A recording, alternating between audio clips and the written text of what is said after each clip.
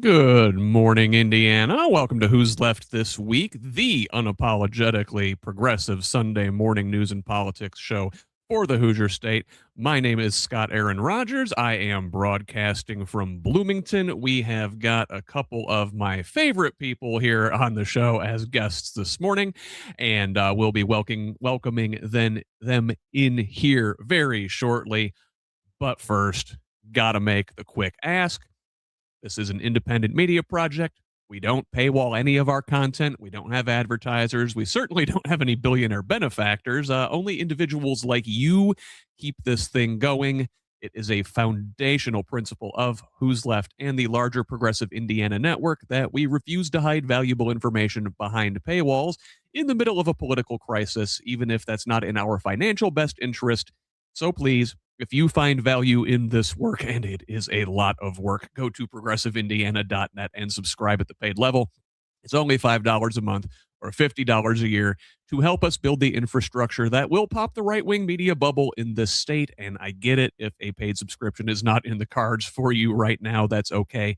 You can still help out by liking and sharing our content on social media, commenting, leaving reviews, providing feedback, forwarding articles and interviews to your people. You get us the next time. Mostly, we just want you to be here in this community of Hoosiers dedicated to making this state and its government work for all of us, not just the elite few. Now, you can follow me on Blue Sky, Instagram, and Threads at who'sleft.us, and on Facebook, TikTok, and YouTube at Who's Left. Progressive Indiana Network's handle on most sites is the full spelled out name, but on Blue Sky and TikTok, it's PIN Indiana. Please help us grow with a follow wherever you're at. Tell the others. Let's build a radically democratic Indiana together. Now, let us welcome in our guests.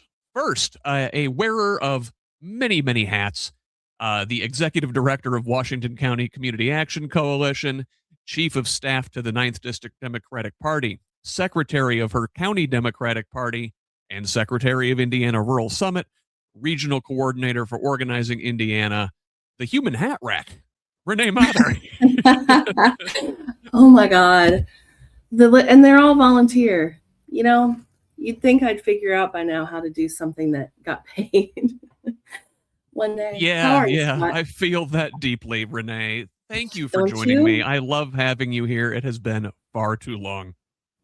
It has. It's been a little busy, but here we are. Yeah, you keep taking on more jobs. There's too much to do to save the world, Scott. There's too much to do. I hear you. Well, you know what? Somebody else out there doing their best to save Indiana or save the world or his little corner of Indiana, whatever. Our good friend, candidate for State Senate District 47. Welcome back, Ethan Sweetland-May. Ethan, welcome. Hey, Scott, thanks for having me on. Man, hearing Renee's list of activities, I was like, maybe running for office isn't enough. Like, maybe I should be doing more. I am also running for office, actually. You are? Yeah, that's right. It's not on my list there, but I am. Yeah. Well, gee, okay. You guys put me to shame wearing all those hats. I thank you both. I love having you as a pair. I think the last time you were each on, yes, it was with each other. It was. I love this little lineup. A lot to talk about today. Let us go ahead and get to it. And we're going to start with the passing of a giant in American politics. So the Reverend Jesse Jackson passed away this week, dying at his home in Chicago on Tuesday at age 84 after years of declining health. He was the most influential African-American political voice in the decades between Martin Luther King Jr. and Barack Obama. He came up through the civil rights movement in the 1960s, joining Dr. King's inner circle, and was present at the Lorraine Motel in Memphis when King was assassinated in 1968. He spent much of the rest of his life trying to finish what King had started. He ran for president twice in 1984 and 1988, becoming the first black candidate to mount a serious, sustained challenge for a major party nomination. In 1988, he won 13 primaries and caucuses and nearly 7 million votes before the party establishment coalesced around Michael Dukakis. His Rainbow Coalition, a multiracial alliance of poor and working class Americans bound by economic interest, became a template for the modern progressive movement.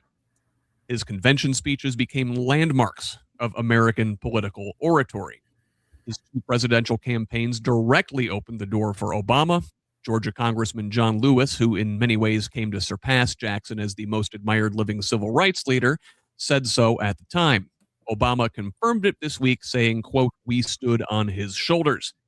Internationally, he was an early and forceful advocate for sanctions against apartheid South Africa, for Palestinian rights, and against the Iraq War, positions that became a blueprint for the American left's foreign policy thinking. Now, his career was not without serious controversy. Members of King's own inner circle accused him of embellishing his role in King's final moments and using the assassination to position himself as King's successor. Later came anti-Semitic remarks, personal scandals, and a persistent criticism from allies and opponents alike that his ego and appetite for the spotlight often overshadowed his cause. Never held meaningful elected office, and some argue that's the central tension of his legacy, a moral leader of the First Order operating in an era that increasingly demanded political ones. Now, you guys, I think, are each a couple years younger than I am, so I think we all came up maybe slightly after Jackson's peak, at a point in which maybe he was caricatured in many ways. How do you guys remember Reverend Jackson? Renee? Oh, Scott, why you start with me? Okay, so the thing that you get when you get Ethan and I is we both have the same church trauma. So like, unfortunately, when I was a youngster, there wasn't a lot kind said about Reverend Jackson in the circles that I was in. I see Ethan shaking his head. And what I've had the pleasure of doing is, once I grew up, kind of took off the not rose-colored glasses. I won't call them those. The worldview that I was given. Yeah.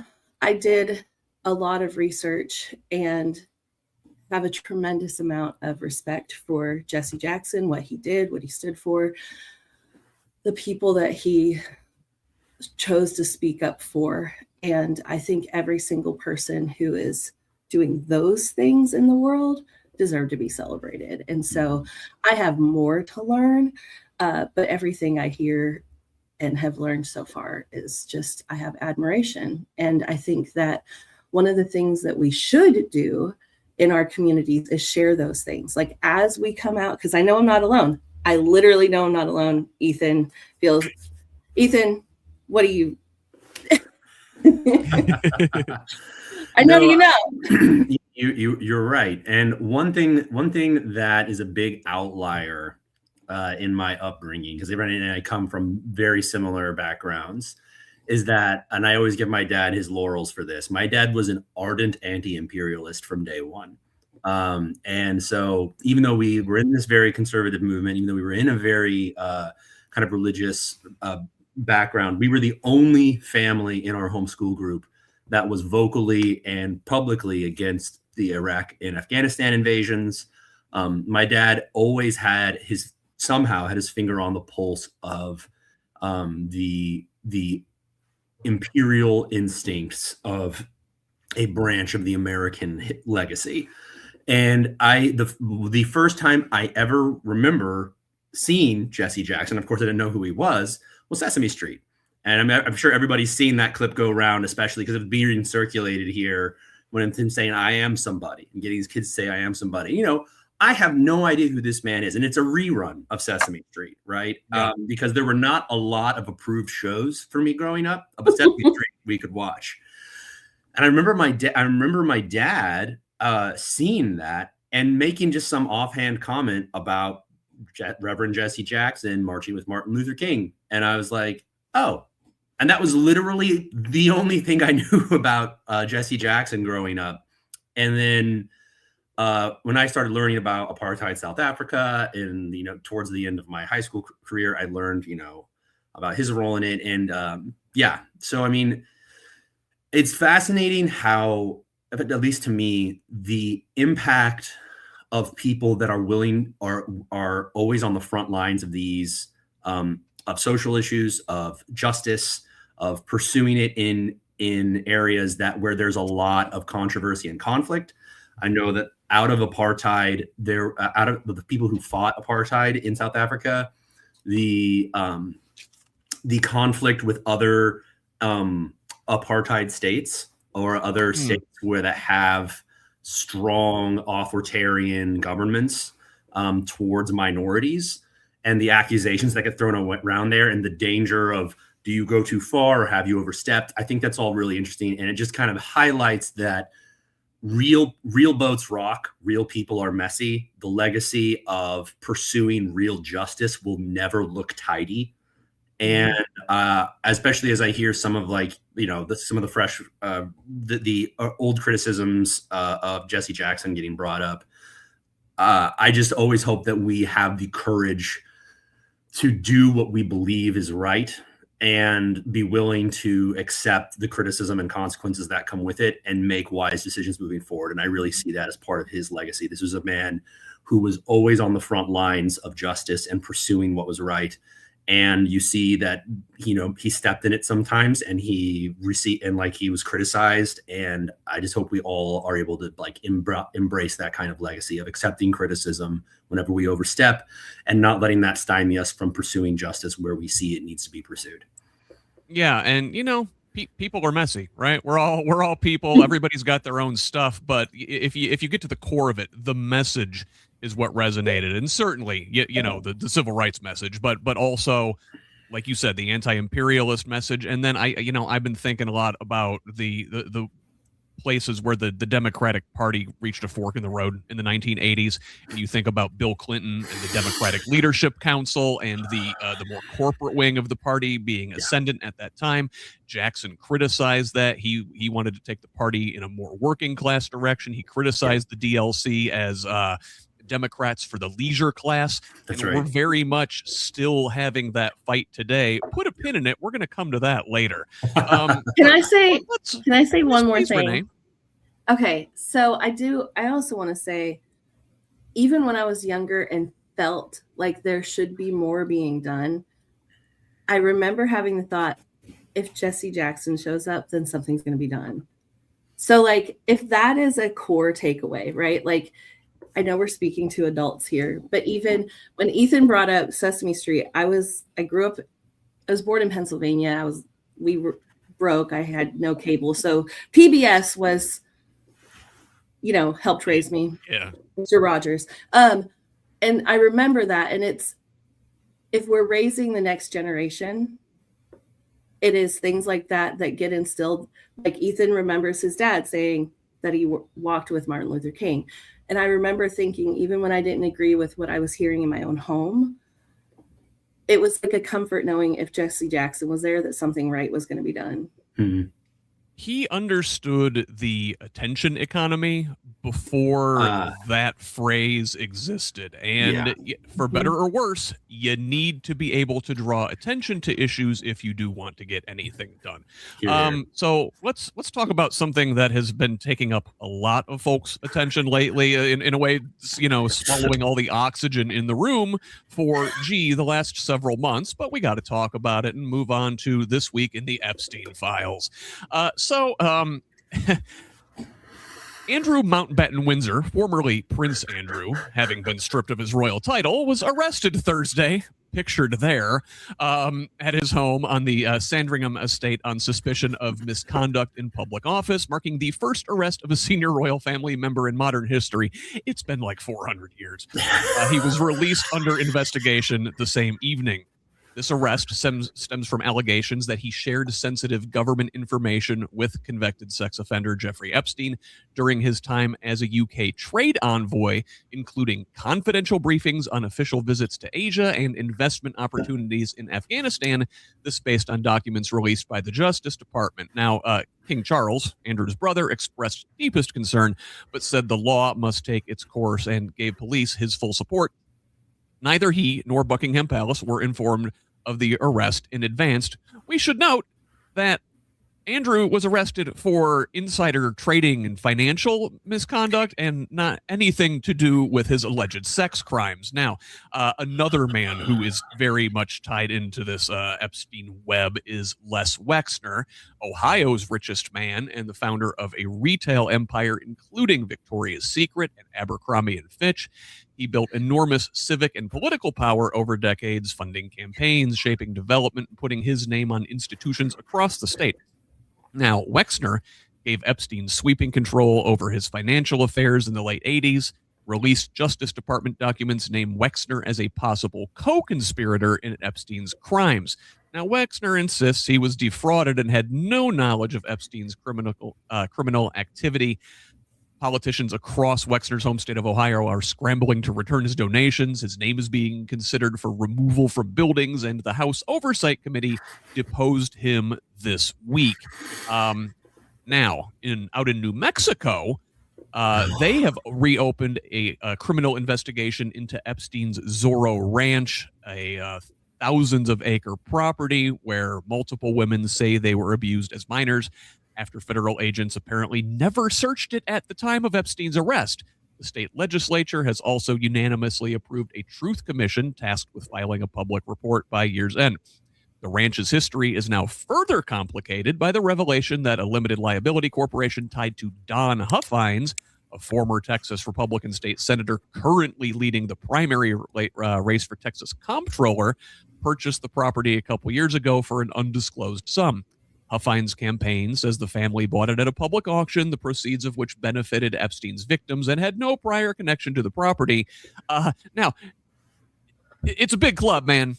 Turns out Huffines' son, Russell, has served as Associate Director of Agency Outreach in the White House Office of Cabinet Affairs since June of 2025. Huffines is heading into early voting with a steady lead in the comptroller race and the property acquisition, which his own representatives argued was devalued by the ranch's notoriety, is now public, just as Epstein-related documents continue to implicate powerful figures across the political spectrum. Now, Renee, if you look at Andrew here, is very indicative of most of the consequences that people are facing for most of the consequences people are facing for their involvement with Epstein's happening over in Europe. What do you make of that? Okay. So everybody else, okay, hang on. Let me rephrase. There are certain countries that we had good relationships with up until we got the administration 2.0, right? And so there are countries doing the right thing. And I want to point out with the Epstein and Andrew thing, it's like when, oh gosh, now, okay, I lost it, but he's not being charged with the right things yet. I don't know why we're afraid to say these people were pedophiles and they did sexual crimes and they need to be put away. Like, I don't know why there is a hesitation there, because I see France is doing the right thing. Europe is doing the right thing. And who are we aligning with right now? The people who we see it, right? Like Russia, China, I'm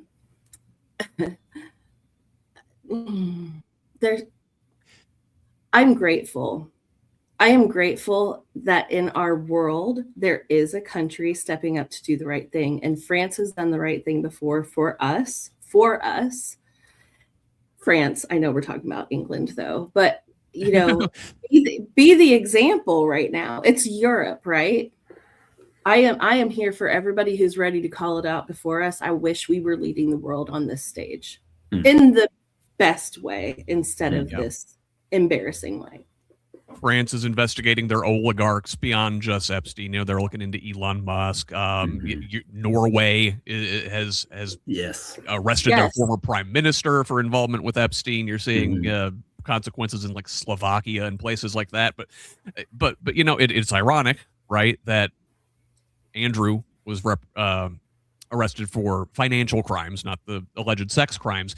And you look at here, right? It seems like you can get away with whatever until you mess with people's money. Mm-hmm. And you look at somebody like Wexner in Ohio and how this guy had massive influence over his state, his little city of New Albany. There's a link to that article in the show notes. Like, he basically built this thing from the ground up, the suburb centered around him. It revolved around him. I think it just goes to show these people have too much damn money, Ethan. Yes. And as we know, those of us raised in the tradition, and many of us raised outside of it, the love of money is the root of all kinds of evil. And like, I love this picture of former Prince Andrew. It takes me to Arrested Development, when like Joe being like, "I've made a terrible mistake." Like, I'm just like, you were saying, like, it's all fun and games until you mess with people's money. It's not just people's money; it's the state's money, right? Andrew is not arrested because he stole money from his friend. The state is involved because he sold and shared classified state secrets and documents and all that kind of thing.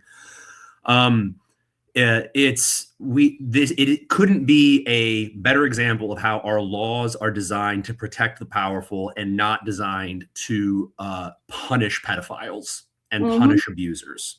And I say that as somebody who I don't believe that punitive laws in and of themselves make society better. I think that a punitive approach to things is short-sighted generally, and mostly about vindication and, a sense of catharsis. But damn, I'm ready for some catharsis, Scott. It is in everybody who is a remotely trustworthy person has had a woman disclose to them a story about being abused or about being assaulted. Like, if you are somebody that has never had a woman tell it to you, you probably aren't trustworthy. Throwing that out there. Like, you can't or you're like 10 and you shouldn't know that. And so, like, the prevalence of this and the way that everything about the Epstein class and the Epstein files is the sickening confluence of money and power protecting each other. It's just, I love the term apocalypse, because an apocalypse is not about the end of the world, but it is the end of a world. And because of its revelatory nature, it's peeling back the curtain and showing you the monstrous things that are happening, that have been hidden from you, that have been intentionally hidden from you. And that is what we are seeing with this. And it's why we're seeing, like the fact that there's still this standoff in the United States where the rich and the powerful know that they're going down for this. They know they went to his parties. They know they took his money. They know they gave him money. And every one of them is looking at each other. It's like, don't rat on me, man. I know you were there too. Don't say anything. Don't bring these indictments. And that's my read on this right now. We are seeing the president's cabinet, the president, and all of his supporters and rich people being like, "Don't do it, bud. Don't do it. If you fold, I fold." And I'm like, fold. Yeah, well, Renee, it's a big club, right? I mean, it is. How it cannot be a coincidence. I don't want to be conspiratorial, but like, how the hell is the guy that now owns Epstein's ranch, his kid is working in the White House? There are no coincidences. No. There was a statement made, something I heard earlier this week that said the what was going on didn't just stop because Epstein got arrested and died, right? So my personal, like, when somebody said that, I'm like, okay, so where are we looking, right? What are we looking at? Because in order for it to be taken down, I want the apocalypse, right? I want take down, remove the house of the cards from the bottom so that we can have it crumble quickly, right? Take down. But where is it? Like, where is it happening now? What does restorative justice look like, right? Because this does, as the woman in the panel here, yes, survivor essay, right? The incredibly touches close to home right now with a situation personally, right? Like, I want justice. I cannot imagine what some of these families, I mean, this touches the whole world. And to go back to your the initial question, this is not just America. This touched the entire world. And how do we call it out, rebuild well, bring justice, and speak for those voices? And like, if you've been to my office, I know you've both heard me say this. It's not one voice. There has been one voice in the darkness, right? There has been. Thank God there's always been someone screaming truth. And I find in this moment, now I have all the goosebumps, that we are finding each other so that we don't just have one voice. We have 100 voices in a town. We have 1,000 voices in a county. We have 10,000 voices in a state. We've got 1 million voices across the nation. And people are starting to speak that together. And I think that is a way forward. I think that's a way forward, because we're going to have to rebuild it, and there's something happening still anyway. So, and it's going to have to be all the people of the world. This stuff does not stop at national borders. Epstein's network didn't stop at national borders. Like you said, he had nodes in Europe, he had nodes in Russia, he had nodes in Israel. I'm sure we'll find nodes in China when all is said and done. You know, it's crazy, but it's a big club, and you ain't in it. And you know what? Frankly, I'm glad. I don't want to be in that club. So, can I say one last thing? One last thing. So, one of my favorite sayings is, how do you change the world? You start by changing your world, right? And there have been times when I see what's gone on in Sudan or Ethiopia, or and it feels so far away. This feels so big. But if each person does the one thing that affects their world, we will overcome this and be able to rebuild. I do believe that. Yeah, and I think rebuilding is going to involve democratizing the economy. Let's talk about the economy next. So we got numbers this week that show the U.S. economy grew at an annualized rate of just 1.4% in the fourth quarter of 2025. That's well below the prior quarter's 4.4%. Driven by slowing consumer spending, flat retail sales, and rising credit card debt, while the broader picture remains complicated by inflation still above the Fed's 2% target and a labor market that was near paralyzed for much of last year, leaving the Federal Reserve caught between its dual mandate of to control inflation and maximize employment, with the interest rate cuts not expected until June at the earliest. The interest rates, the slowing employment, and the continued inflation, that is getting on towards stagflation, a situation you do not want to run into now. No. The part of this has to do with Trump's willy-nilly tariffs that he's been implementing much of last year, but this week in a 6-3 ruling that scrambled the court's usual ideological lines, the SCOTUS struck down Trump's sweeping tariffs, with 3 conservative justices, Roberts, Gorsuch, and Barrett, joining the court's 3 liberals to hold that the 1977 International Emergency Economic Powers Act never gave the president authority to impose them. Chief Justice Roberts wrote that the word regulate in the law cannot be read to include the power to tax, and that Congress, not the president, holds the constitutional power to impose tariffs. While the 3 dissenting conservatives, the usual murderers row, Kavanaugh, Thomas, and Alito, sided with Trump, Gorsuch and Kavanaugh used their respective concurring and dissenting opinions to take pointed shots at each other's reasoning, leaving unresolved whether the federal government must now refund the more than $200 billion already collected. Now, following this ruling, this question is wide open. Hundreds of companies, including Costco, have already filed suit, but the court offered no guidance on repayment. Trump has signaled he has no intention of moving quickly, and Senator Elizabeth Warren has pointed out that while large corporations can lawyer up and sue, there is no legal mechanism for consumers or small businesses to recover what they paid And within hours of the ruling, Trump announced a new 10% global tariff by executive order, raising fresh questions about whether any refunds would be rendered moot. Now, Trump, additionally, the next day, raised the stakes, saying, you know what? Let's make it 15%. He's throwing a tantrum. It is childish. What do you do with this guy, Renee? I have 5 No one's ever going to kids. see any of these refunds, are we? Oh my God, no. Listen, I got 5 kids. I have watched them throw a tantrum, both as toddlers and let me tell you about teenagers. They are toddlers with hormones and vocabulary. And it's like, Beautiful. Trump, the scariest part of this for me is there is still a massive swath of people who think that because he says it and he puts it on social media, that it is gospel truth. Okay. And the thing is, we do have some guardrails of democracy holding, right? The SCOTUS doing the right thing. I love JD Pritzker's letter. He's like, okay, so now you owe us, right?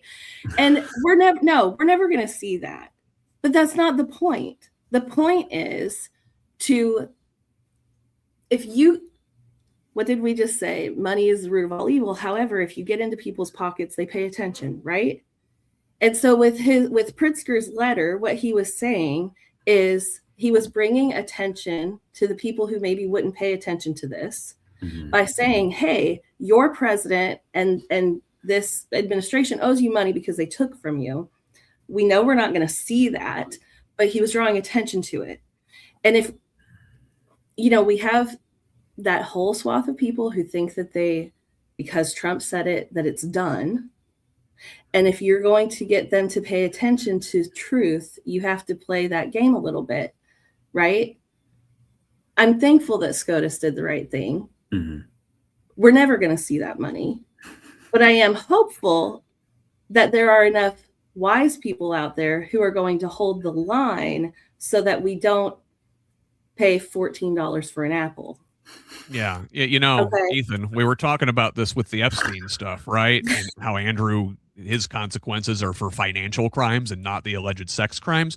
Well, look, Al Capone.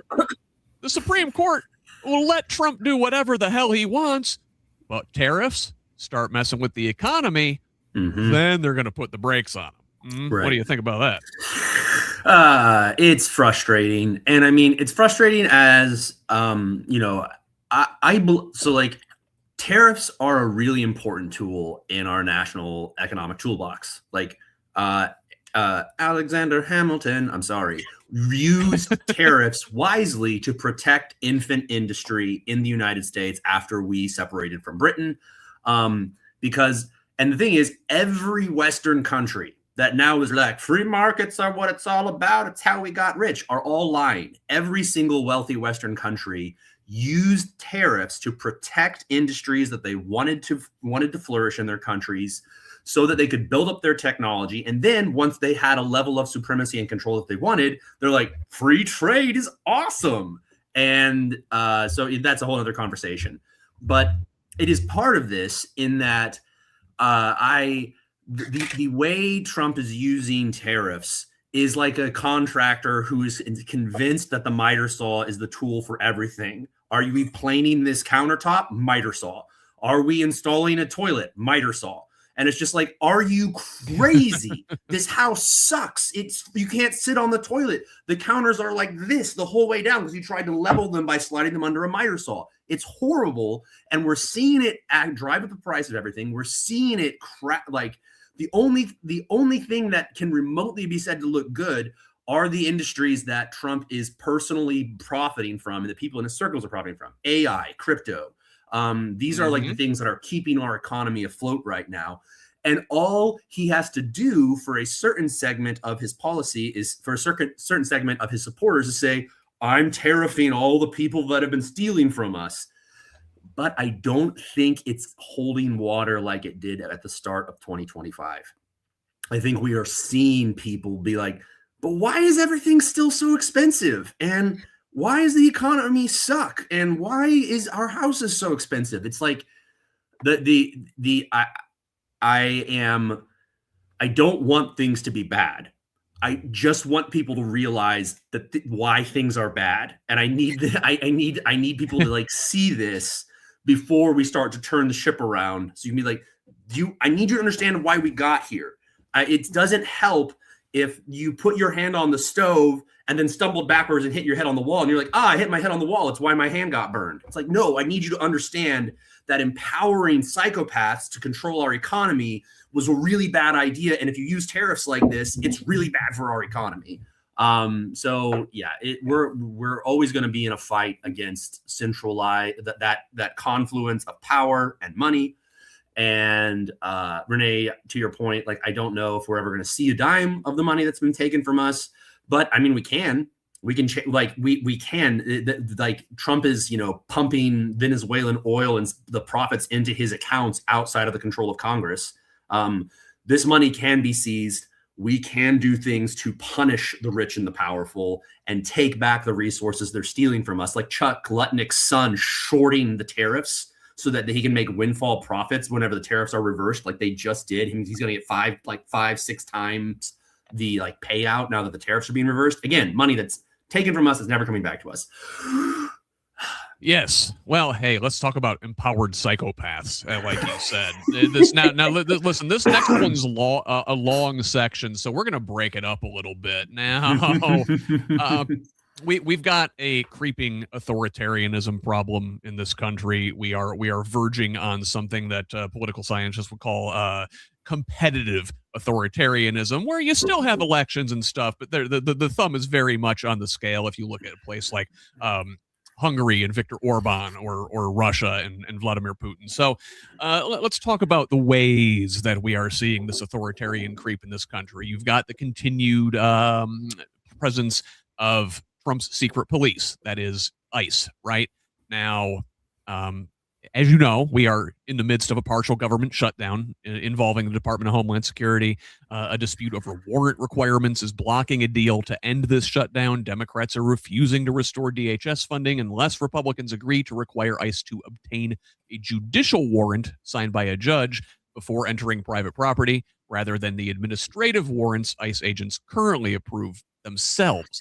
A policy shift that critics say violates the Fourth Amendment protections for citizens and non-citizens alike. Now, we recall in Minnesota, they were under terror and threat for weeks. Now, despite Tom Homan announcing a drawdown of the immigration surge in Minnesota, in Minneapolis in particular, their mayor, Jacob Fry, says the operation is not over. ICE agents remain active in the city. Residents are still too terrified to leave their homes after months of enforcement actions, and observers on the ground report that agents appear to have shifted their focus from immigrants to the legal observers and clergy who have been filming and monitoring their operations.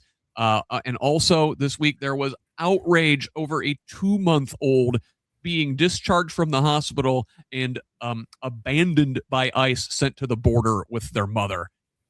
Gross stuff. Now, like I said, we are under a partial government shutdown, staying in Congress.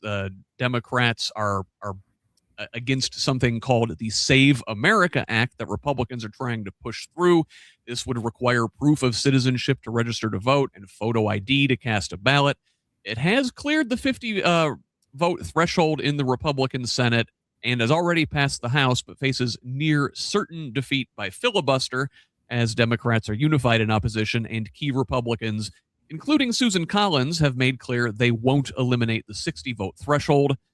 Now, Trump has threatened to impose the requirements by executive order ahead of the midterms regardless, though a federal court already permanently blocked a similar executive order he signed last March, with the judge ruling that the Constitution reserves election regulation for Congress and the states, not the president. So let's take a break here before we move on to the next thing and examine this part of the authoritarian creep. And I'm going to start with Ethan and then work back to Renee. Ethan. Holy cow, Scott. Yeah, we probably should break that up into a couple of pieces, but I mean, kind of working backwards, the SAVE Act is a mass voter disenfranchisement. That's what it is. And people are like, well, we have voter ID. Why can't we have voter ID laws where you have you're required to show ID? It's like, that's not just what the SAVE Act is. The SAVE Act is not just a voter ID law. It is a law because, and I know you guys know this, I'm just reiterating it. It's like the SAVE Act, it requires that you prove citizenship, which is the United States has never had a single document that is like, this is what citizens have, because historically we've kind of frowned on that kind of thing. We know that like a papers please society is not good. Mm-hmm. There's something about that just it doesn't sit well. There's like a whole bunch of like millions of GIs turning in their graves, and so we never had a document that does that. And one of the things in the SAVE Act is that your birth certificate name has to match the name on your ID.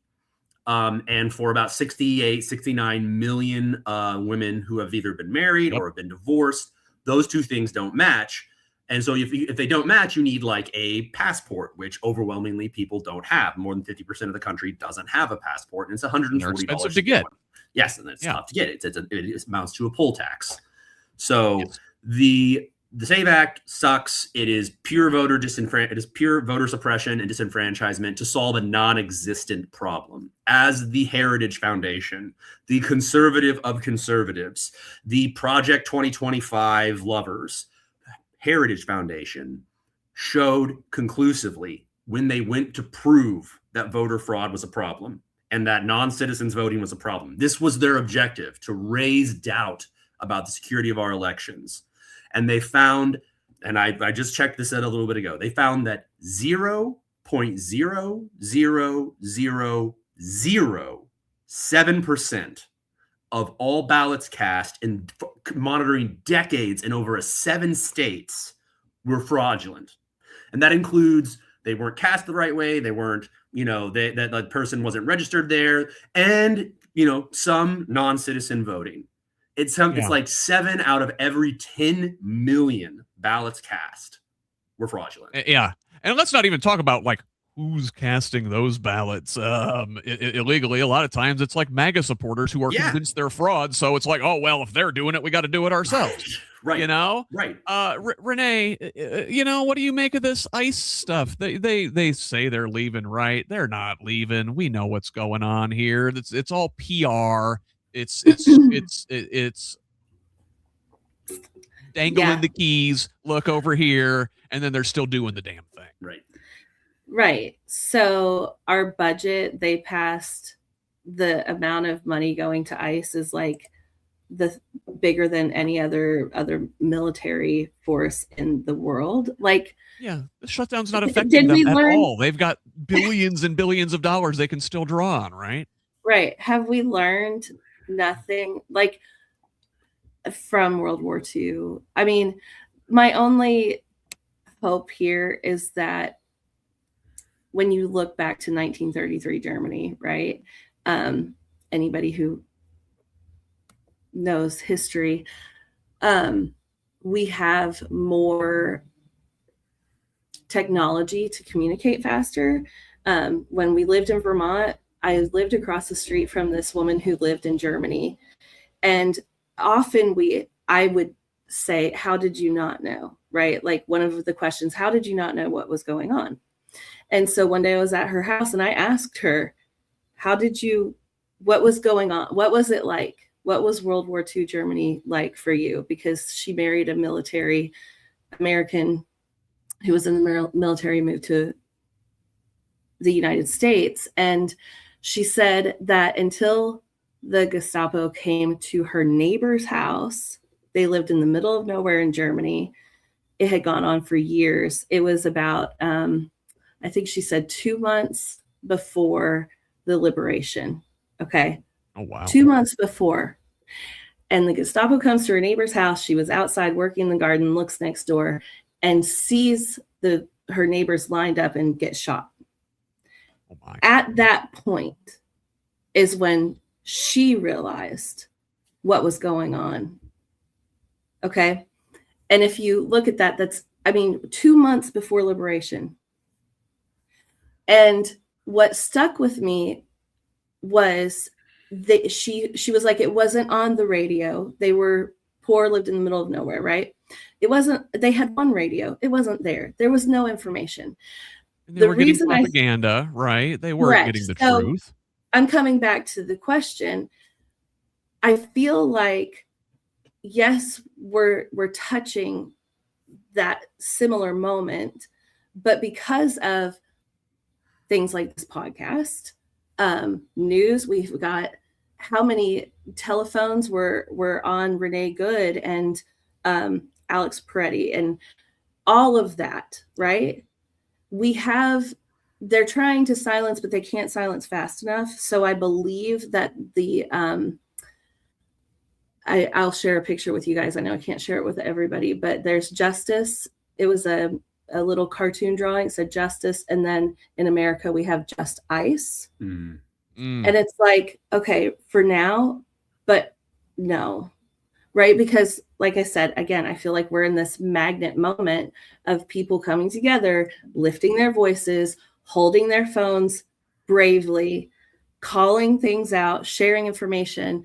And to that, I do want to add that Blythe Potter has on her website there's a document you can get to that you can get a discounted passport. Sharing the information, like about how to get, I told my husband, we've been married 24 years. I was like, I might go back to my maiden name because if they try to take my chance to vote, I'm not here for that. And then Blythe told me that there's a discounted way to get your passport. And, you know, if they do pull this SAVE Act baloney, I almost said a bad word. Sorry. Say whatever you want here, Renee. Informing people of, I hope we stand up against it and democracy holds. Okay. Yeah. If it doesn't, you know, the Republicans are going to shoot themselves in their own foot because people don't pay attention to that anyway. So go, you know, but if we inform people, hey, get your passport, here's what's going on, here's how we can stand up to it, or here's what we do if they try to pull this shit anyway. And yeah. So let's stay on this about on the authoritarian creep. You know, you mentioned this woman in Germany who, you know, didn't have a way to get the accurate truth, and you can see the Trump administration trying to control the media now, weaponizing the Federal Communications Commission. So CBS blocked late night host Stephen Colbert from airing an interview with Texas State Senate candidate James Tallarico. Citing the FCC's equal time rule, a provision dating to the Radio Act of 1927 that requires broadcasters to offer equal time to all candidates in a race. Now, talk shows have been exempt from this rule since 1959, but FCC chair and Trump sycophant Brendan Carr recently issued new guidance reinterpreting that exemption, specifically targeting late night and daytime talk shows. Now, critics, including the FCC's sole Democratic commissioner, argue this is government intimidation, not legitimate regulation, and note that CBS's parent company, Paramount, has active regulatory matters before the Trump administration, raising serious questions about why the network chose not to fight back. Colbert put it bluntly. While Carr said in January he was thinking about eliminating the talk show exemption, CBS generously did it for him. Now, this attempt to suppress the interview backfired spectacularly. Colbert aired it on YouTube instead, where it drew over 7.3 million views as the time I wrote this script. I'm sure it's more since then. And on that platform alone, and 85 million views across all social media, far more than the show's average broadcast audience of 2.3 million. Tallarico raised $2.5 million in the 24 hours after Colbert revealed the interview had been blocked, his single best fundraising day, with early voting in the Texas Democratic Senate primary just 2 weeks away. Now, it's not just Colbert. The pressure campaign doesn't stop there. The FCC has also opened a formal enforcement action against ABC's The View over a separate Tallarico appearance, a show Carr had previously suggested investigating because its hosts are frequently critical of Trump Carr called watching the Colbert fallout probably one of the most fun days I've had on the job. Is that what you're supposed to do there, buddy? Sit back and eat your popcorn while you implement fascism? Ethan, go. Oh, yes, it is truly like, I love this about America. America has, we have so many cool things about us. We have so many unacknowledged like problems. But like, say no, tell us you can't do it. Tell us that like, well, you're not allowed, and watch people like, what?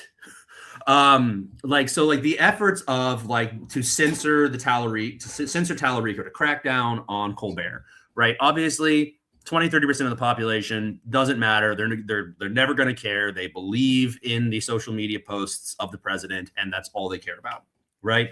But for significant portions of the country, this is like, what?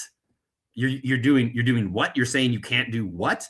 I always think of, I always comes to mind the I think it was under Giuliani. It might not have been Giuliani, but they tried to pass in New York City. They tried to pass a ban on like 48 ounce soda cups. Do you remember this? Yes. Yeah, it was under Bloomberg. Yeah, Bloomberg. That's right. Thank you. Yeah, they tried to pass the ban on the big soda cups, and it because it's killing you. It's actually killing you. It's a horrible, horrible thing. The human body was not designed to consume 2,000 grams of high fructose corn syrup in a sitting. And New York City said, hell no. Like the SNL did a piece on it, and like the guy was like, they're like, yeah, New York City tried to be like, maybe don't drink soda out of a bucket, and they're like, hey, he's trying to take our soda buckets.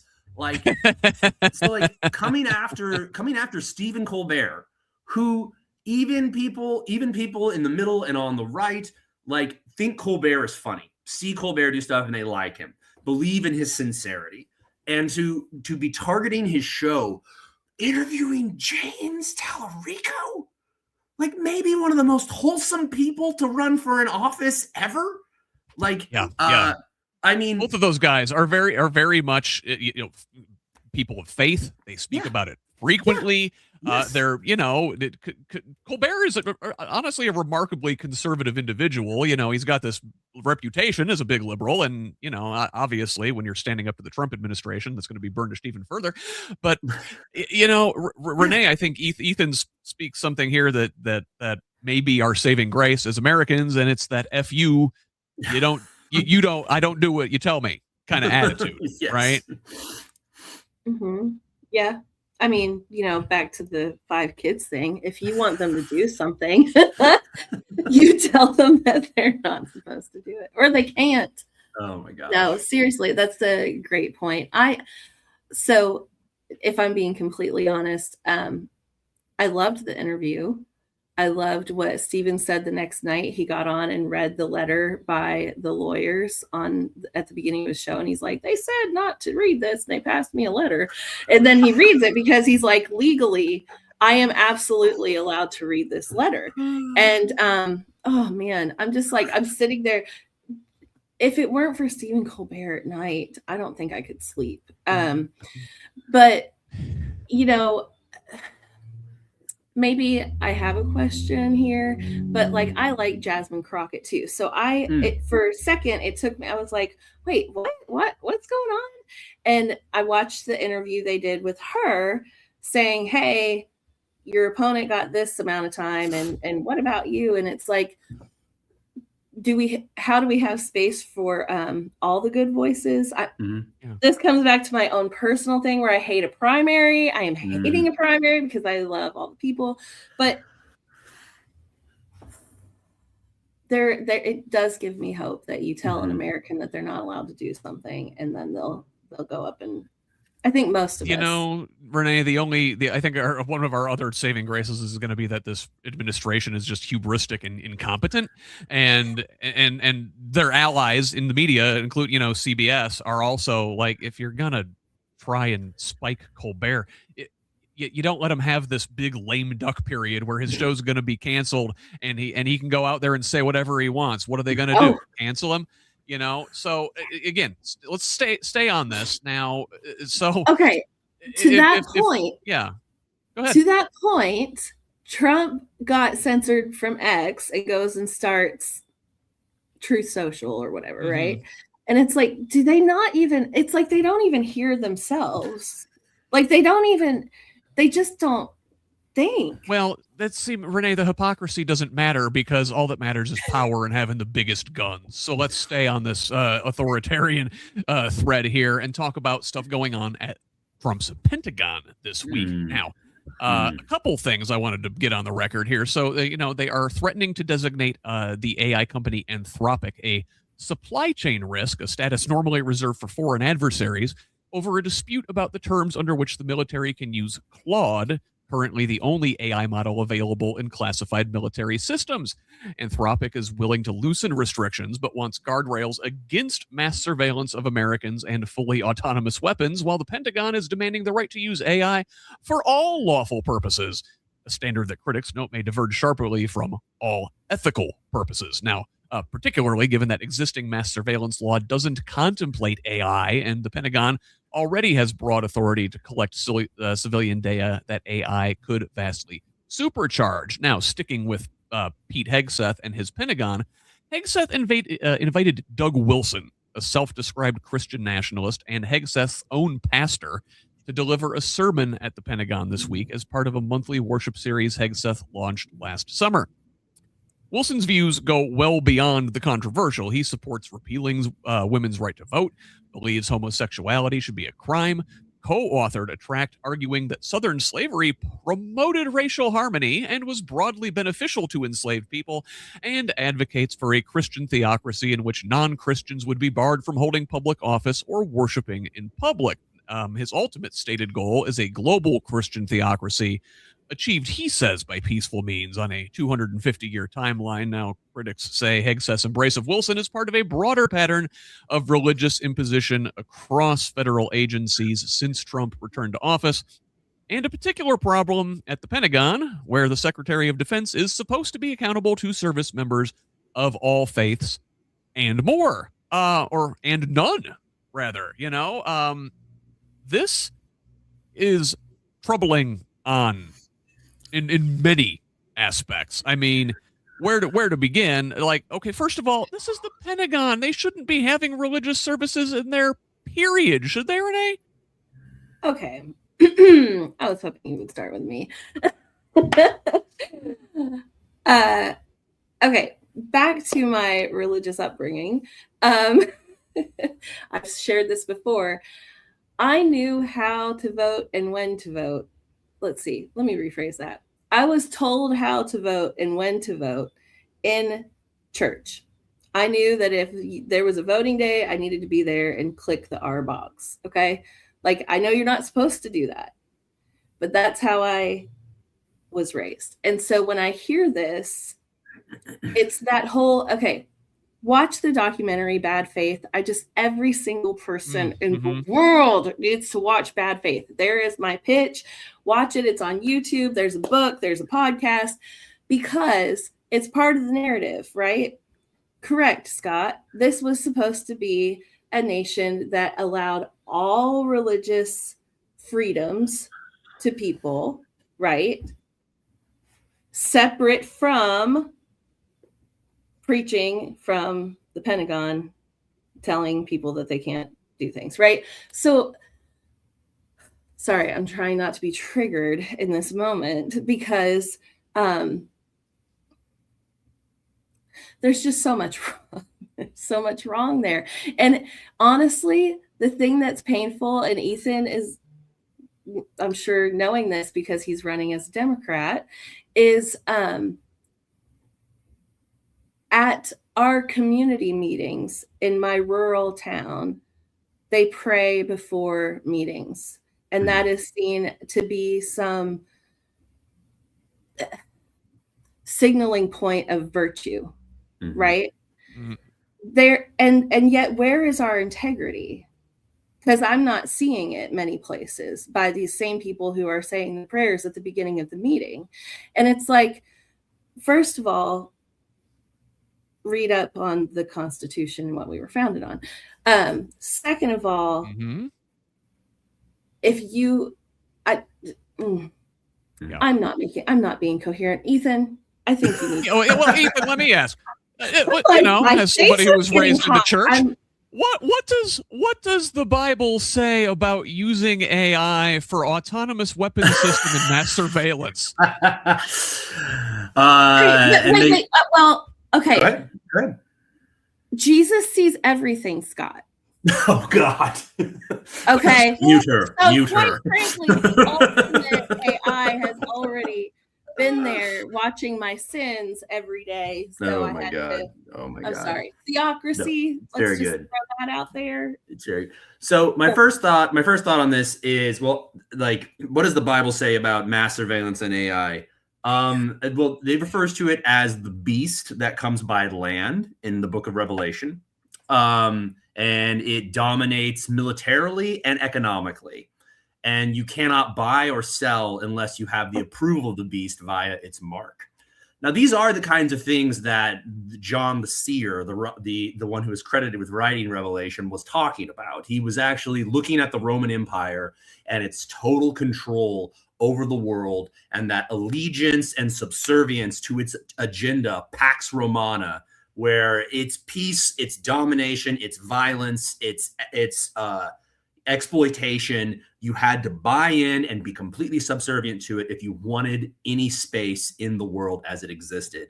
And John the Seer said, this thing is a beast that wars against humanity, and it wars against what is good. So that's what the Bible has to say about AI and mass surveillance.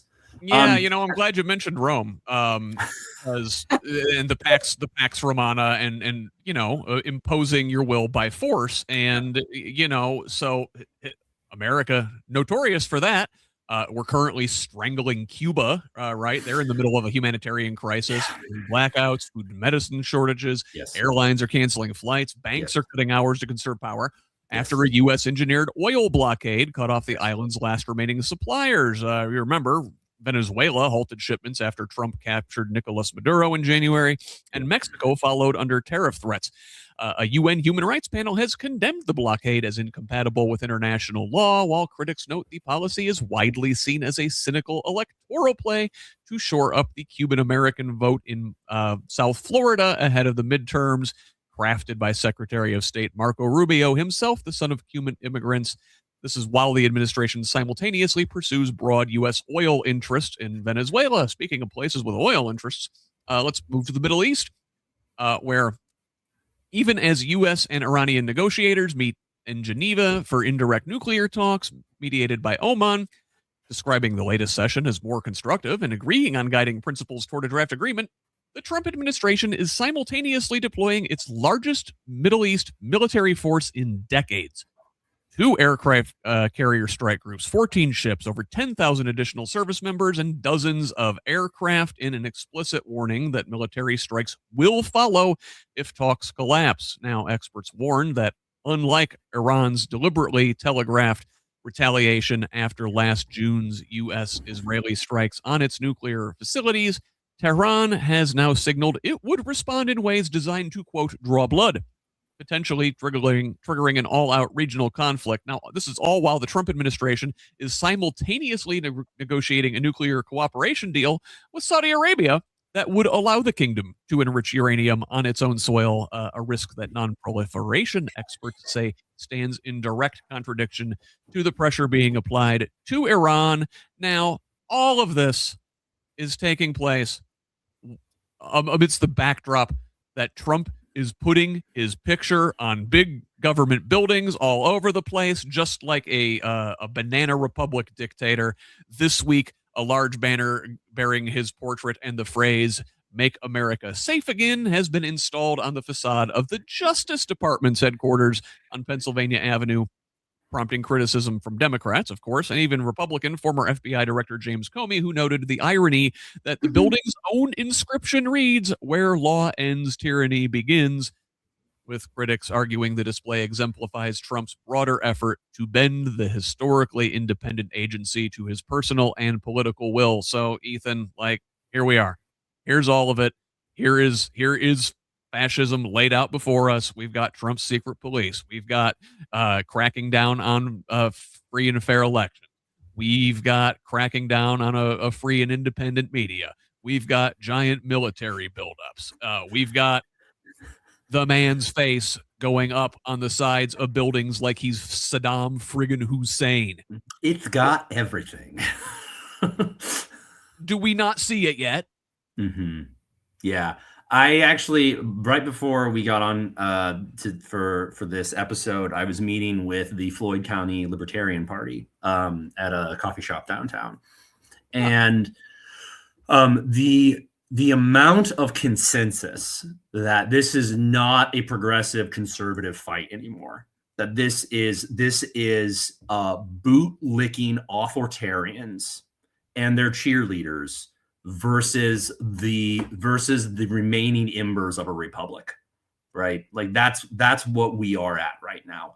That I like, as you're like running through like the buildup in the Middle East against Iran, preparing for that. I just like so vividly in my mind are the brutal arguments I had with family members and with people in my social circle. Like, well, he's going to end wars. He's going to be the peace president. And the rage, the simmering rage, because like, if you don't know a veteran who survived Afghanistan or Iraq, if you don't know somebody that was psychologically or physically maimed by those wars, if you are blind to the hundreds of thousands of people who were killed and are still being killed in the unrest that was created by those wars, and now you're like clapping and getting excited about a war against Iran, which, by the way, is going to be a different beast entirely than Afghanistan and Iraq were. Afghanistan has weathered the West before. It knew that the Taliban knew they had to pull up into the mountains and wait for the West to run out of money and get new people elected. And it went exactly like they knew it would. And they're back in power like they were before. Like Iraq, like, yes, we got rid of Saddam, and then it created ISIS, and it created the whole chain of catastrophes that couldn't be foreseen, except that we knew that what was going to happen could not be foreseen or controlled. And now the idea that this senile, mentally like unstable, like man is going to try to save himself and his long association and partying with the most contemptible group of pedophiles in modern history. And he's going to start a war to try to salvage his reputation and deflect attention onto a new crisis he created, because Venezuela wasn't a big enough crisis. Killing Cuba isn't a big enough crisis. Trying to suppress the vote and take away women's right to vote with the SAVE Act isn't a big enough crisis. No, we've got to start nuclear conflict in the Middle East to save my neck. And I hope to God we find a millstone big enough to tie around this man and bring him down, because he does not care who gets killed. He doesn't care who gets hurt. He doesn't care whose money is taken away. This is a fight against authoritarians and those who are keeping alive the last embers of a republic. It is not left versus right. It is bottom versus the top. And that is what we are here for. Yeah, Renee, I remember with Iraq, at least the Bush administration, for all their many, many faults, and they at least lied us into the thing. They at least spent months making up a story why we needed to go to war. We don't even get that now. Well, okay. Buy me dinner first. Again, as the woman in the panel, Ethan is right, but I see a slightly different view. Mm-hmm. If you look at the countries that we're talking about, they have been suppressing women's rights. Mm-hmm. And that's what the Heritage Foundation, that's what the Bad Faith Trump, that's one of the ways that they function. And when we went and left Afghanistan, right? Mm-hmm. And we have the pictures of all the people trying to get out, right? Going back to when I mentioned who took over when Epstein, right? What are you going to do? You're going to go to the spaces where the voices are the most silenced, and you're going to try to silence them in the voices where they aren't.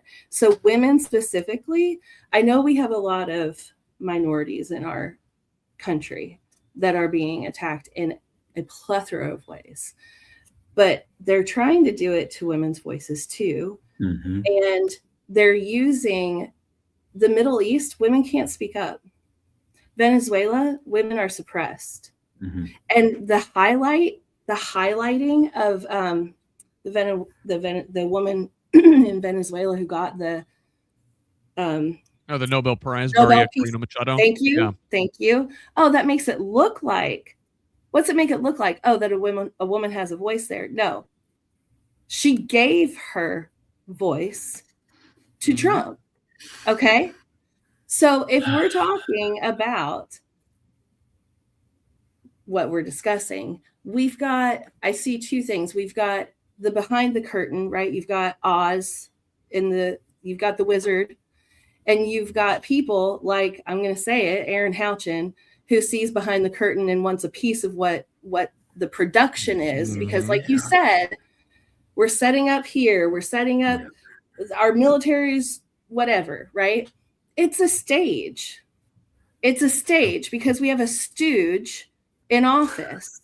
Okay. Stage for stooge. A stage for seriously. And then you've got people who can see behind the other side of the curtain, and we're like, no, call out the truth. Let's call it what it is. I love that, Ethan, when you were reading what was going on, and Ethan brought up former military who did this before. This is a freaking joke. Yeah. It's horrific. And I know you caught my pause, but I have hope knowing that we aren't cemented in yet, right? Because what Trump and his administration does is he says it, he takes it away, he takes the name off of something, brings it back, makes the people who follow him think that he's done something great when all he did was undo it to begin with and then redo it, maybe even a little worse. It throws freaking name on it. He's not doing anything. It's not set in stone. We aren't building a city on a hill. He's the house, if we're using a biblical reference, building on sand, right? Thank goodness. But this is calling out the wizard behind the curtain, I think, is a way not only to bring some hope and peace to some of the people in our communities, because there are others who, like me, the first time around, I didn't want to watch the news. I didn't want to know what was going on. I didn't want to hear things. I didn't want to look at it because I didn't know what to do. And I think to speak to that, to everybody who is feeling that way, we've got people like Ethan running. We've got people like you doing podcasts like this. We've got people uniting and collaborating, and the Indiana Rural Summit and Adam with the 9th District. He is so helpful. We've got people trying. We've got people doing. And if you know how to call it out and say, here's how we can move forward, and here's the hope piece, then I think we bring some calm, because what they try to do is bring chaos. And they do it on the weekends, especially. I love, back to Stephen Colbert, he's like, do you see what they did this weekend? And then he just like lists this whole, right? Yeah. So I have hope knowing that there's not, he sent some people over there and he's spending our money, wasting people's time. I just think there's a better way to look at it. Well, yeah. So listen, you mentioned a lot of, we've laid out the case that we're entering this authoritarian moment, and you mentioned some good Democrats who are out there fighting against this thing, but like, really, where is the party structure? Where's the infrastructure? Where the hell is the leadership right now? And we've got to talk about our lack of a strong opposition party. And I'm afraid that Democrats, individual Democrats get it. The party leadership does not get it. Now, the people see this. We had a New York Times focus group release this week of 13 Democratic and independent voters where they found deep fury at the Democratic Party establishment, describing it as, quote, spineless, paralyzed, and full of sellouts and suckers, with particular anger directed at the 8 Senate Democrats who voted to end the government shutdown without extracting any concessions, and at leadership's repeated capitulations to Trump on ICE and immigration. By contrast, the same voters expressed strong enthusiasm for Democratic socialists like Bernie Sanders, AOC, and New York Mayor Zoran Mamdani, with all 13 people saying they would choose a progressive over a moderate given the choice, reflecting a growing conviction that the party's establishment wing is just not just ineffective, but actively complicit in the conditions that created Trump in the first place. Now, we've got some Democratic organizations working to build up a real resistance. There's a new super PAC called American Priorities. It's positioning itself as a direct financial counterweight to AIPAC, committing millions to progressive primary challengers who oppose unconditional U.S. support for Israel, beginning with Nita Alam in North Carolina and Reverend Frederick Haynes in Texas, both of whom are also backed by the Justice Democrats. Now, that organization is announcing a slate of 12 progressive primary challengers in 2026, pitching candidates who will refuse corporate PAC money, including AIPAC money and donations from the crypto and AI lobbies, a direct rebuke to what this group calls a Democratic Party captured by corporate interests.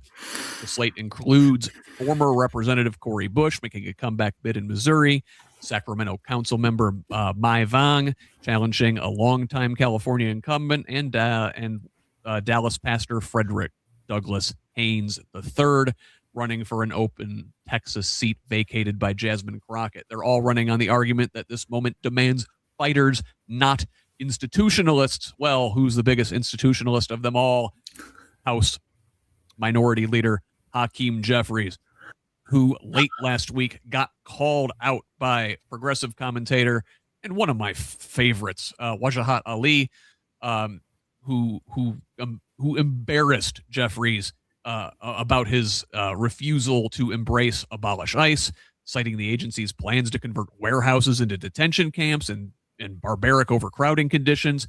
Jeffries declined to take a hardline stance and instead spoke about reining in ICE through negotiations with Republicans. Ali argues this represents Democratic leadership failures to seize an opportunity during this partial DHS shutdown, contrasting it with progressive primary winner Ana Lilia Mejia's success in New Jersey a couple weeks ago after embracing both this abolish ICE message and pro-Palestine positions despite heavy AIPAC spending against her moderate opponent. Ethan, where's party leadership? It is in the nature of power to protect itself and to choose safety, whatever it believes is safety, right? And you know, I not to overdo it, but I always think of moments of incredible progress in our nation's history, right? Women's suffrage, civil rights, and that the powerful always said, not now, slower, you know, like, be patient. It's not the right time. This isn't the right, like, you're asking for too much. Always, always, always. It doesn't matter what the ask. That's if you're actually moving the dial towards justice, the powers that there's a reason. I've been saying this a lot during my campaign so far. All injustice is rooted in an imbalance of power. All injustice is rooted in an imbalance of power. And so if you've got powerful people, even if they're like minority leader, Hakeem Jeffries, they've got power. And if there's injustice, the power is not being distributed very well. And to fix that, you have to redistribute power. You have to empower people that have been historically deprived of it. And if you want to be the one that does that, you are going to upset the power balance. And it's going to be you. You're the one that's upsetting the power imbalance. And that's a really hot seat to be in if you have in your mind that I am pursuing a career as a politician, right? And so many people, like, my career, I'm pursuing a career as a politician. Would you stop? Would you stop pursuing a career as a politician? And would you start pursuing justice? Would you start pursuing equality? Yes. Like, is it so much to ask that your priority not be getting elected next time and your priority be doing the right thing? Like, well, I'm gonna upset people. Good. That has historically been necessary to do good things. It has historically been necessary to upset the status quo to create justice. And you can do that with integrity. You can do that honoring the people that elected you, but you can also do it being like, I have to do this because it's the right thing to do. And if doing the right thing means I don't get into office next time, so be it. And Renee, like, if you were pursuing just cynically a career in politics and you want to get elected, listen to what the people are saying. Look at that New York Times forum. Every Democrat they talk to says we want a progressive, we want a fighter, we don't want any more of your bland, meek, centrist oatmeal slop. What do you make of it? Okay. There's another role if you don't win, right? I go back to my personal favorite saying is a leader leads, whether you have the role and the title and the position. If you're running for office right now, you're already a leader. If you're doing it like if you're not a career politician, right? Like I've had people, they're like, oh, Bernie's just a career politician. It's like, Bernie's been saying the same thing since the 70s. Like you could pull his speech from his first speech and compare it to yesterday's, and they're nearly identical. And it's like that. And then you've got people, again, I'm going to pull from local experience. I lived here in Salem. I moved away for 5 years and I moved back, and I found people that I knew growing up my whole life were doing some things that weren't benefiting our county. And I'm like, I grieved that, right? Yeah. Because it's like, at what point do even people that I know choose to do the wrong thing to make their bank account bigger? It's like, I'm not ever going to be that person. And I thought maybe ignorantly that other people weren't those people. So I feel like it's not hard to do the right thing. It's brave. You're capable of it. And we need every single person right now who knows what the right thing is to stand up and do it. Like, yeah. Just, we've got, you go ahead. I think every bit of corruption needs uprooted right now. I don't care what side it's on. I don't care, like Republican, Democrat, whoever it is, if you are not standing up for your constituents, for your neighbors, and you are not looking for positive advancement of your community, and that's not what you're working for, then get out the way. Like, get out. Yes. It doesn't, yes.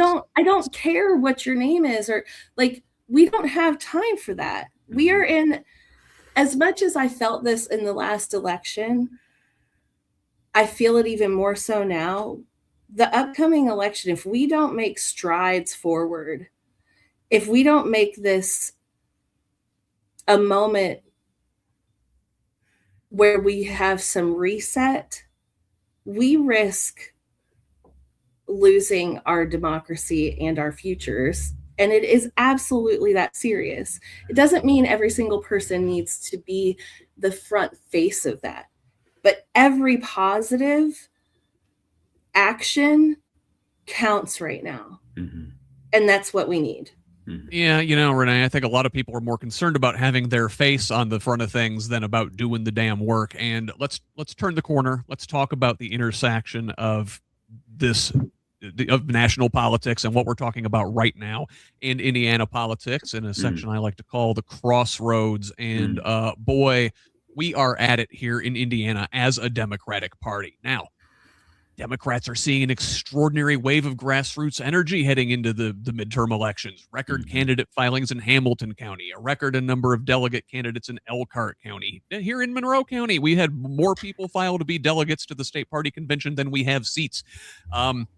Contested races in all 25 state Senate districts for the first time in 50 years, and the largest number of contested state House races since 1992, a surge driven by activists who have concluded that the party's chronic underperformance in a state that isn't as red as it looks is a problem of participation, not ideology.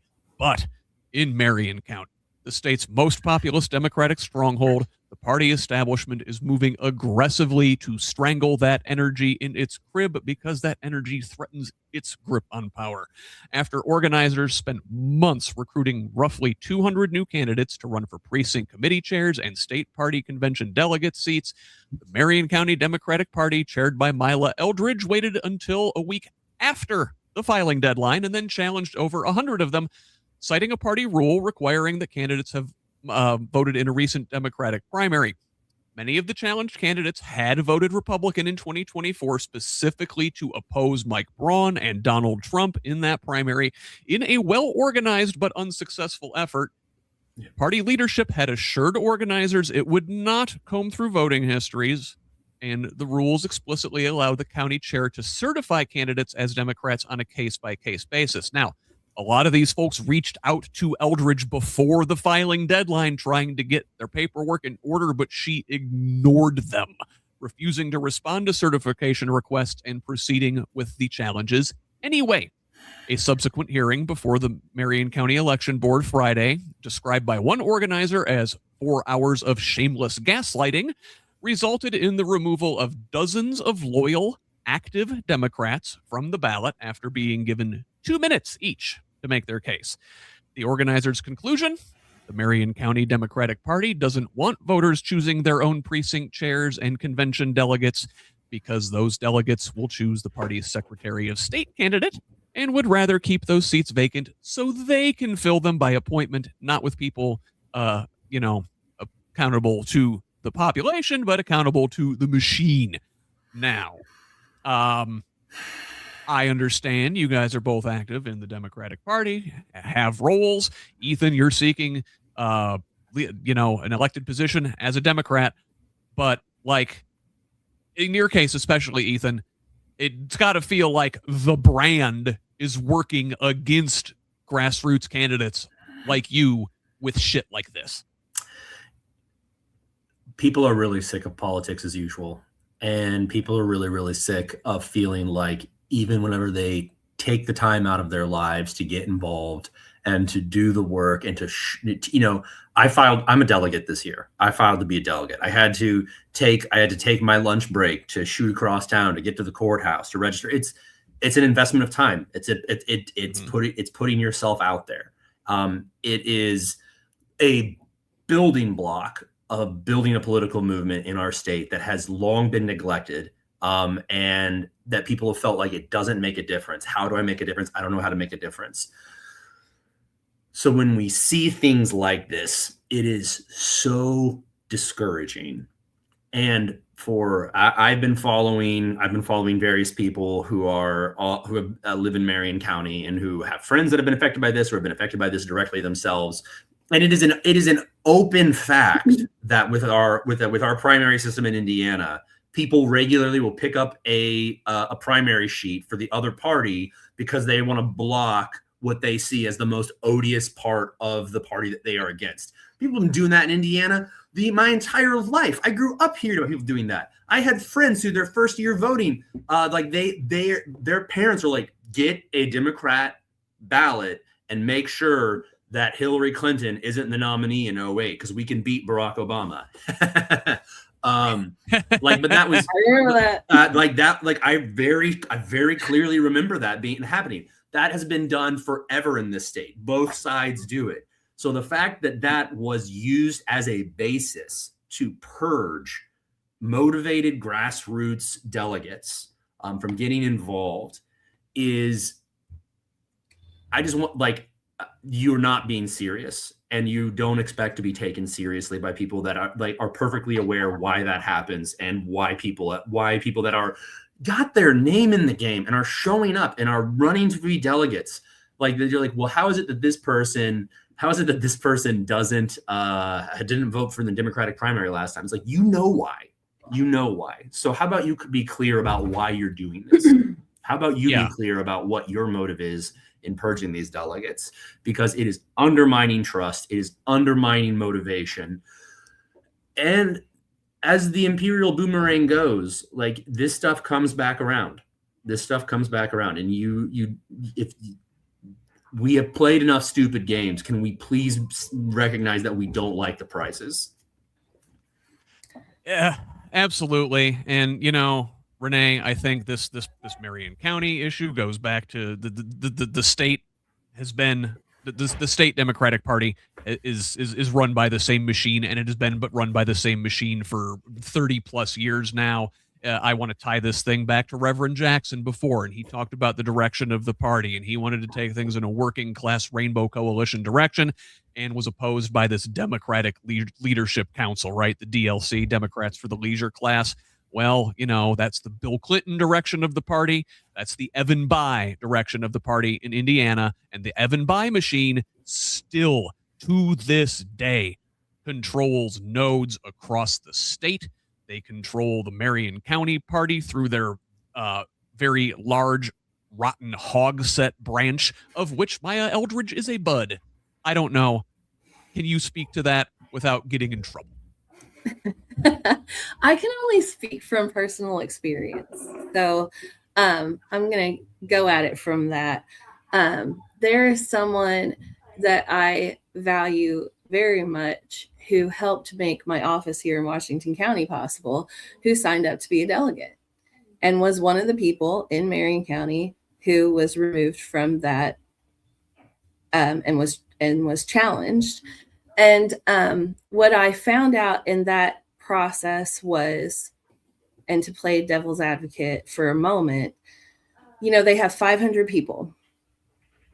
That's a lot. I don't know 500. Well, okay, I do know 500 people. But like, if I had to find 500 people who aligned with my beliefs, and I was in charge of making sure those people were the ones who were going to show up on June 6th to be a delegate, I would look a little more closely. And so what happened in this situation was exactly what Ethan said.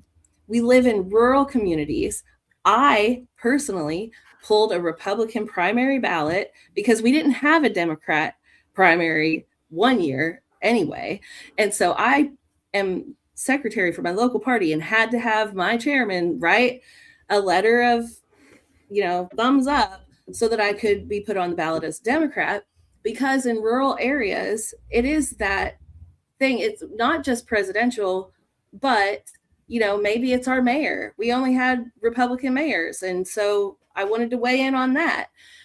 That being said, if you look at the voter registration, their voting history, which is what the rules, let's speak to the rules for a second, right?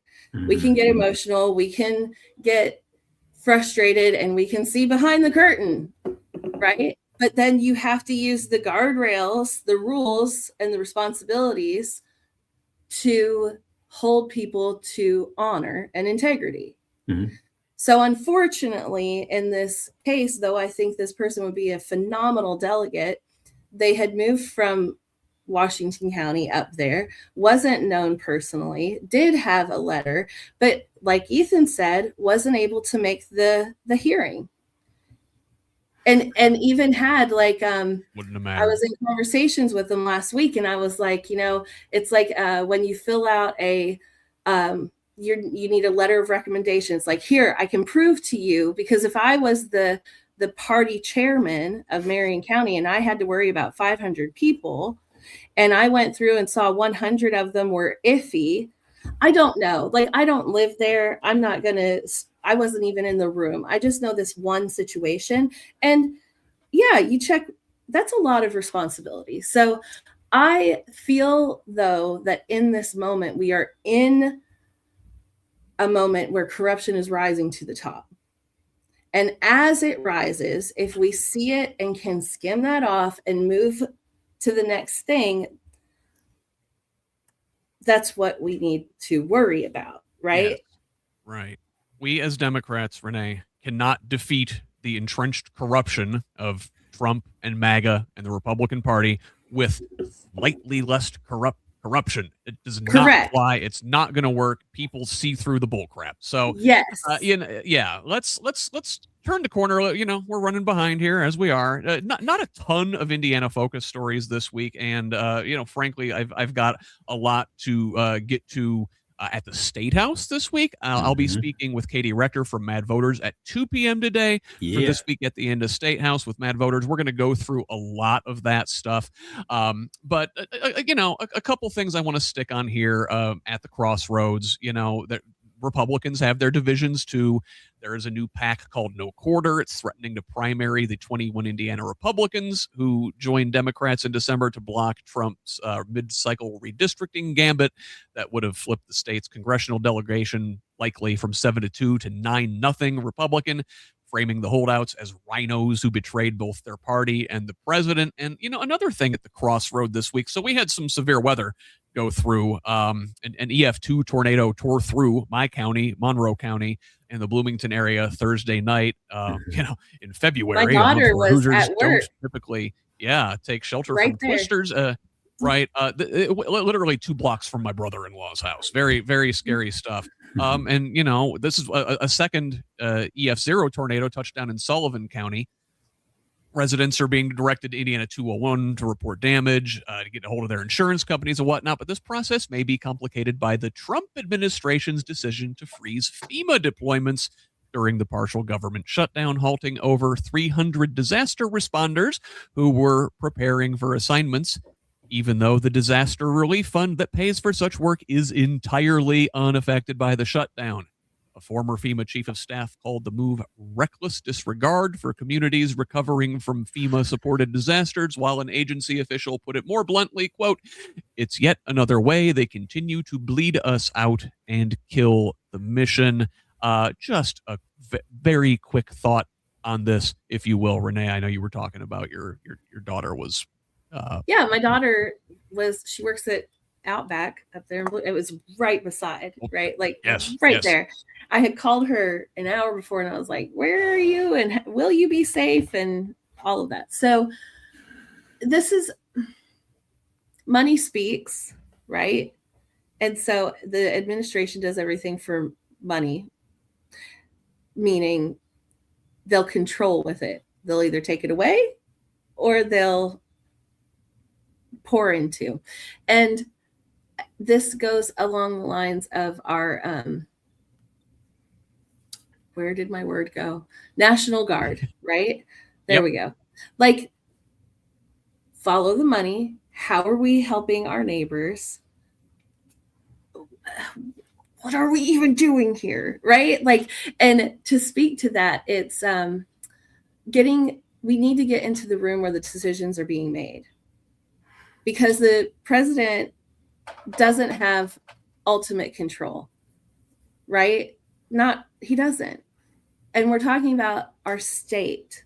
We're talking about, we need to get people like Ethan and Nick and Hunter and Byron and these people in the room where the decisions are being made, so that when disasters happen in our state, when things are going on, where the decisions are being made, we have people in the room who are actually speaking for their neighbors, their community.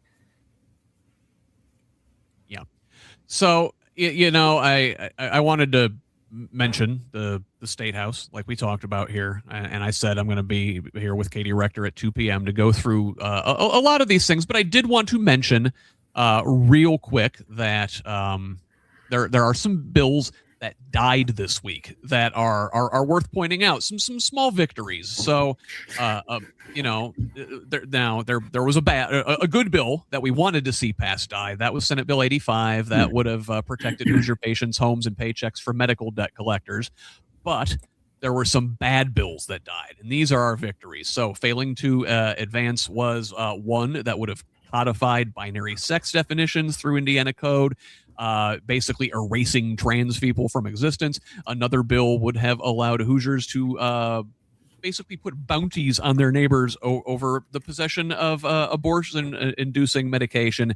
And finally, in a win for local communities, a data center and utility siting bill that would have allowed large projects to override local officials' objections also died without a hearing after intense pushback.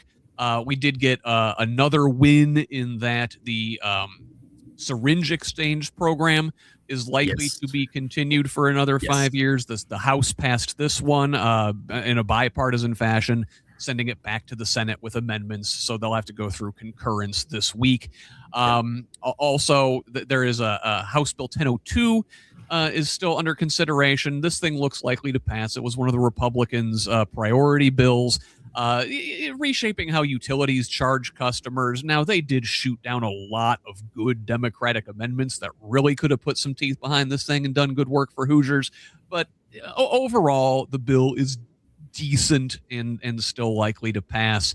But, you know, the big controversy in the State House this week, there's a couple of them, but the Republicans slipped an amendment into an election bill. It wasn't there the entire time, the entire session. They slipped this in, after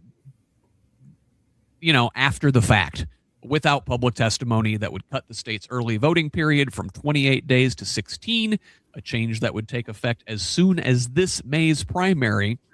Now, of course, Republicans are using some sort of voter fraud BS to justify this. Now, it appears to have been imported wholesale from Trump's repeatedly debunked claims of widespread election fraud, which Indiana's own legislative leaders have rejected. And the Republican sponsor of the amendment admitted under questioning that he has no data showing a longer early voting period has actually contributed to fraud, a finding consistent with, and I think Ethan mentioned this earlier, Indiana's own record of just 59 criminal election fraud convictions over the last 4 decades. Democrats warn this reduction could disenfranchise working voters and create election day bottlenecks, pointing out that roughly 90,000 Hoosiers voted during that period in the last midterm alone. Ethan, thoughts on this one? No, my God. No, it's voter suppression. They are scared. Everything that they are doing about elections reveals how scared they are. They did not think they would lose the redistricting fight. They really believe the rhinos who support the president and his administration. And these are the rhinos. These are people without conservative principles. These are people who do not actually have a foundation in conservative politics. They are reactionaries. They are fighting culture war. They are living for the rush to power centered around the strong man that is Donald Trump. Because real conservatives reject federal overreach. Real conservatives stand up for local control. Real conservatives believe in the right to vote. And so, cutting the early voting in half, last year they cut college identification. You can't use a college ID to vote anymore. Which, and I know you probably know this story, but I was speaking to some of the IU students, IU Bloomington, who went to give testimony when they passed that law, and they were confronted by a legislature after they gave testimony. He's like, "Listen, kids, you don't understand. We really do need to, do this law." And he asked the legislator, my friend who gave testimony, asked the legislator, "Sir, do you know what a college ID looks like?" And showed him his Bloomington ID, and the guy was like, "Oh, this has a picture on it." Didn't know, voted against it anyway. Everything that they are doing, from the SAVE Act, cutting early voting, trying to make it harder for people to vote, trying to kill ranked choice voting, killing ranked choice voting, which doesn't exist in our state yet. But they're afraid that it could, because people are excited about the idea of not having to choose between their turd sandwich and the douchebag. Like, they would like to be able to choose a candidate that reflects their principles and their values. And to the power structure, that is an imminent threat. They want to do everything they can to limit people's access to the polls, to limit their ability to choose candidates that actually reflect their values, and make sure that people keep having to choose between someone they despise and someone they fear. And that they want you to have to keep making those choices between someone you despise and someone you fear. And if we can expand voting, if we can, for the love of God, create ranked choice voting in Indiana, I was meeting with the libertarians this morning. There are plenty of principled libertarians that would really like to break the duopoly in our country and in our state and see options open up for other choices. Lots of progressives would like to break the duopoly and create principled choices other than a two-party system that doesn't reflect the values of most people, which is why voter turnout is so damn low. We can fix this. And Renee, like, as Ethan spoke to with the college ID, Indiana was the first state, I believe, in 2008 that put the voter ID law through in the first place, even despite the non-existent voter fraud. Right? We have the stats for it. Our election hours are already remarkably shorter than many other states. The polls close at 6 o'clock local time on election day. That does not give people time to get there after work. In a lot of states, it's 7 or 8. Every day we do election day coverage. You watch it. Indiana's the first place to close. Yeah. So a couple things. How do we change that? What is the checklist that has to happen to get change, right? So first, we need to get some people in the room who can make the change. Second of all, we need to be louder about what needs changed. And we need voters to show up and say, I want the time to show up. And speaking to the duality thing, right? I'm not against like libertarian or independent or anything like that. But there's also a part of me that feels that if we realized picking an R or a D lane did not mean you were married to any of those things. It's a chess move. It's a stair step. Mm-hmm. Like, I feel personally that the two lanes were the importance of them, or the use of them, is to gather more people in alignment to vote in a certain thing. Mm-hmm. That does not mean that I think that we don't need corruption out of the way. Right? Like, I feel like there's room for both of those things. Mm-hmm. And just like we say, when you go to the primaries, we have Democrats who have pulled Republican ballots. Mm-hmm. Why? Because we feel that our voice can help make a change in that area. And so we've done that. If we pull that idea into a normal voting day, same, right? Like, maybe we also are one of the only 6. There are only 6 states in the nation that have straight party ticket voting. We are one of those. So for any of us to look, it's Indiana, Kentucky, Michigan, Oklahoma, either Arkansas or Alabama now, and then South Carolina. And it's like, so anybody who's running as a Democrat who has won in those states, that's the data we also need to kind of take a peek at. How did they do it? First of all. Second of all, how do we make that change first? And how do we get the information to the people that need to vote a different way, saying you don't just have to click the button or color in the Republican straight ticket box. Look through the whole thing and vote who you want to vote for, because you aren't married to, that doesn't make you a Democrat, right? Like, going back to the rules thing, if you want to be called a Democrat, you've got to vote in 2 Democrat primaries. So you're allowed to go over and vote for a Democrat, and you're not going to necessarily be one. But I don't personally feel that the way forward is going to be by splitting up the 2 lanes that we have, but finding how to align into one with the right people. But maybe I'm wrong. I hate the 2-party system with a passion. I want to burn it to the ground. It is the worst thing in the world. What was it? One place, though, where Democrats and Republicans agreed, in the state house anyway, I don't think the population is on board with this, is in creating a Northwest Indiana Stadium Authority. A state house committee unanimously advanced legislation creating this authority that would help the Chicago Bears build a domed stadium in Hammond. A deal that would have Indiana taxpayers finance construction of this thing through bonds, with the Bears retaining all stadium revenues for 35 years and then receiving the building for $1 once the bonds are paid off.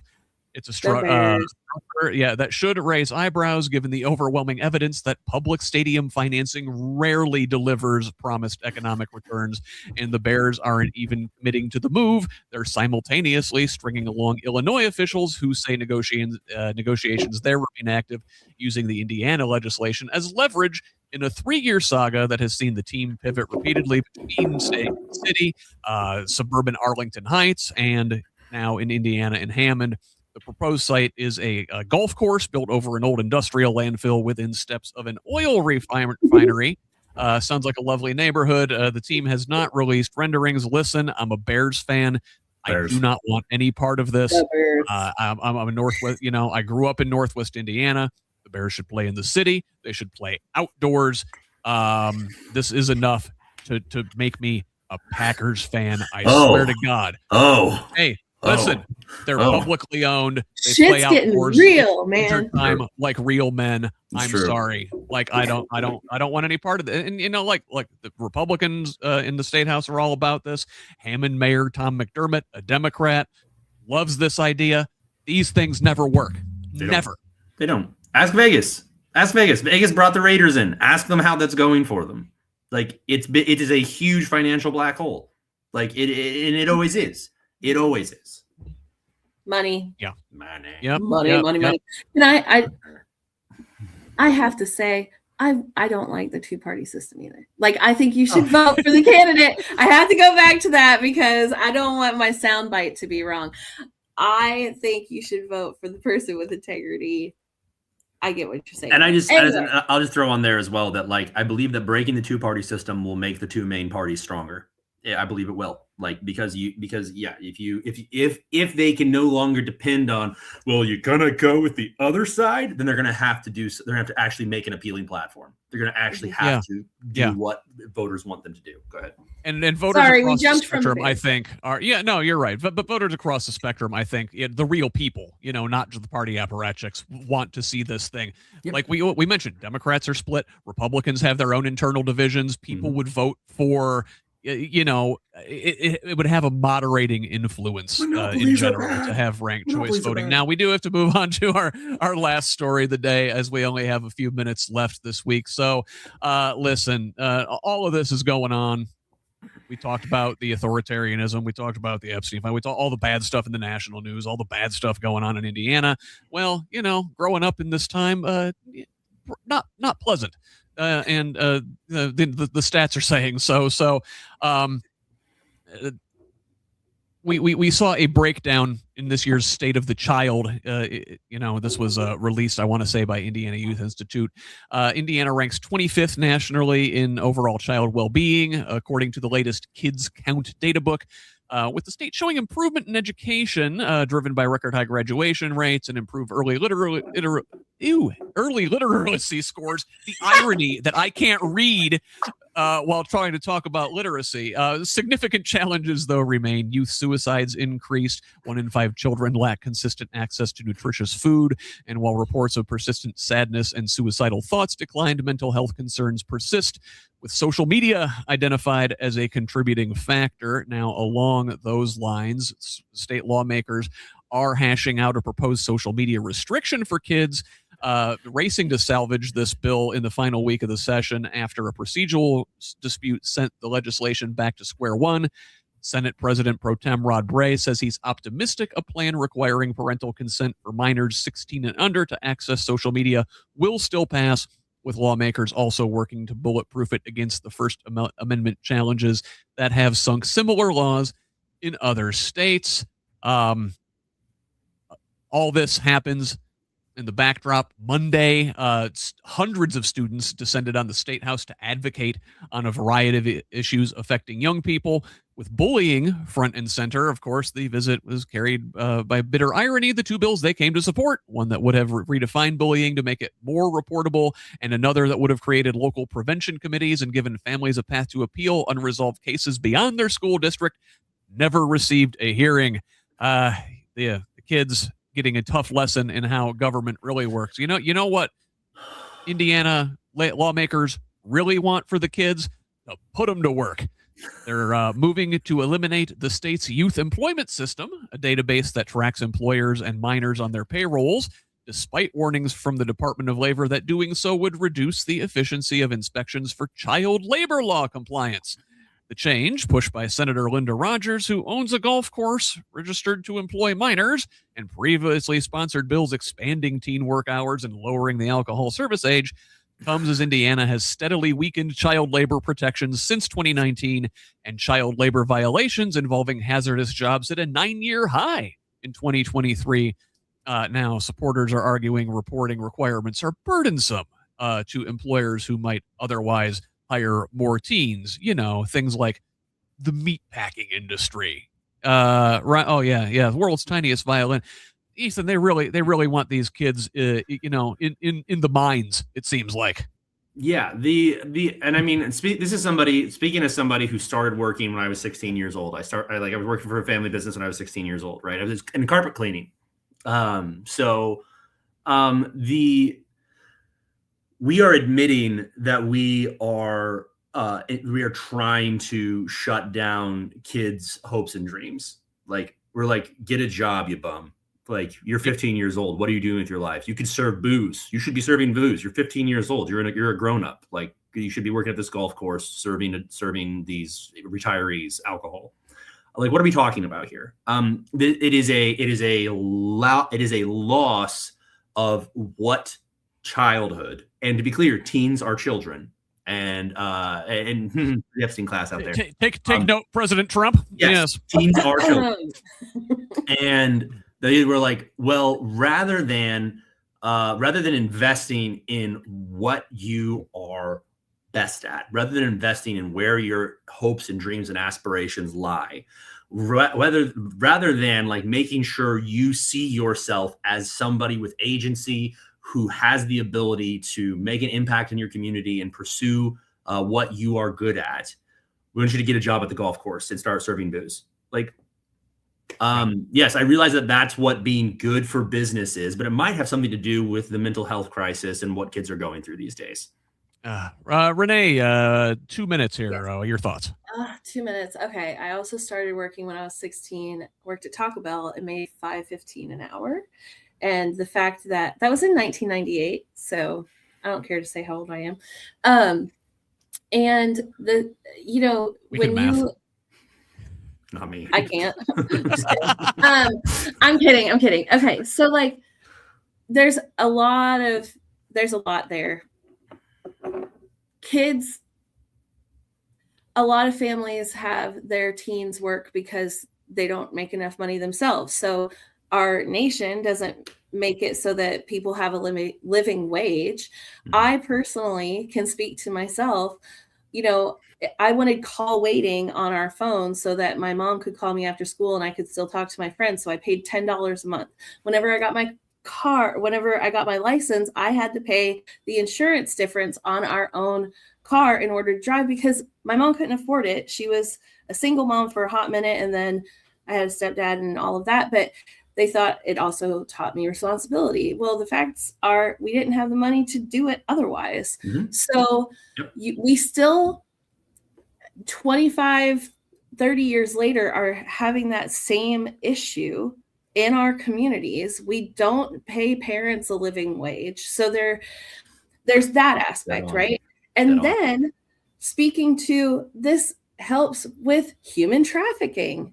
If we're going to go in there, how many teenagers or young women or even any young person doesn't feel safe enough to speak up for themselves, their own autonomy? I worked, again, at Taco Bell. I was old enough to close on Friday and Saturday nights because my mom only wanted me working on the weekends so that I could keep my school grades up, right? So we closed at 3 a.m. Well, at 2 a.m, almost every Saturday, this one person, a man, would come through naked in the drive-thru. Every week. I'm serious. It was a man. I believe it's a man. The guy knew that I was going to be in the drive-thru. Okay. What do you do with that? I didn't know what to do with that. I felt like I was doing something wrong, even if I went to, now, again, this was 1998, 1999. And I have taught my children to speak up and if there were a situation like that, but I didn't feel safe enough to. So what are we doing to children? What are we doing when they're being told they have to go to work because a lot of them, their family doesn't have the money? And I was not told how much my education mattered. And so, because it was more important in where I was being raised for me to go to a Bible college instead of an actual college, when I earned the core 40 degree and could have gone to an Indiana State college and all of that. But I wasn't talked to about that, even in school. Mm-hmm. And how many kids still aren't? Mm-hmm. And social media bull crap that was brought up, parents aren't going to enforce that. We have created a society. Yeah. Right. We have created a society where you keep poor people poor, make them work their faces off, exhaust them. They can't survive on one job. How many homes can survive with one person working and raise your children and pay attention to what they're doing? We need to fix it completely. So much. Yep. Well, listen, that's all the time we've got for today. So I want to, I want to give Ethan a chance to talk about how folks can help him fix things in the State House. Shamelessly promote your campaign before we shameless promotion of the campaign. Go. We are having a fundraiser on Wednesday. Message me if you live in the Floyd County, Harrison County, Washington County area. I would love to give you the details on that. It's our first for real fundraiser. Our next town hall is in Harrison County at the Harrison County Foundation building on Sunday, March 1st from 6 to 8 o'clock. We just had a town hall yesterday at the Carnegie Center in downtown New Albany. Incredible turnout. We had almost 40 people in the room. Nice. Great questions, great interaction. And yeah, my website is ethanforstatesenate.com, spelled out like real phonetic words. You can donate to my campaign there via ActBlue, or you can see my P.O. box if you'd like to mail a check directly. We are going to flip this district if I have anything to say about it. People, like, again, I met with the Libertarians this morning. We had several long voting Republicans in the town hall last night in downtown New Albany. And they're just tired of the authoritarianism and the blatant disregard for constitutional law. And they want something different, and they want somebody that's going to represent our community. And that's what I'm here to do. So if you can donate to us, we're doing what we're calling a minimum wage, maximum impact campaign. But the minimum wage has been $7.25 an hour in Indiana since 2009, which nobody can live on. But $7.25 a month, if you can donate it to our campaign, we're trying to get 500 people to sign up to do that. We are on our way with that. We're at about 15% of our goal, and we just launched this campaign. And and if you can make that donation, and we can get regular recurring donations from now until the election, that's how we're going to win. We are rejecting PAC money. We're rejecting corporate donations. This is about people-powered grassroots campaign because I'm accountable to you, the voters, and not to special interests. You'll love to see it. Renee, how about you? Shamelessly promote yourself or one of your many, many organizations. No? Okay, I'm going to go with the community action. We have Indiana Community Action Network and Indiana Community Action Coalition, the 501c3 and the C4. If you are an individual, have a campaign, are a candidate, are an organization or whatever, you can become a member. And we're okay. No. Indiana losing Community Renee. Action Network. Okay. There we of are. Washington County. Heck yeah. Communityaction.org. Fantastic. Yeah, sorry that broke up a little bit. We're gonna I'll try and get some links into the show notes for folks.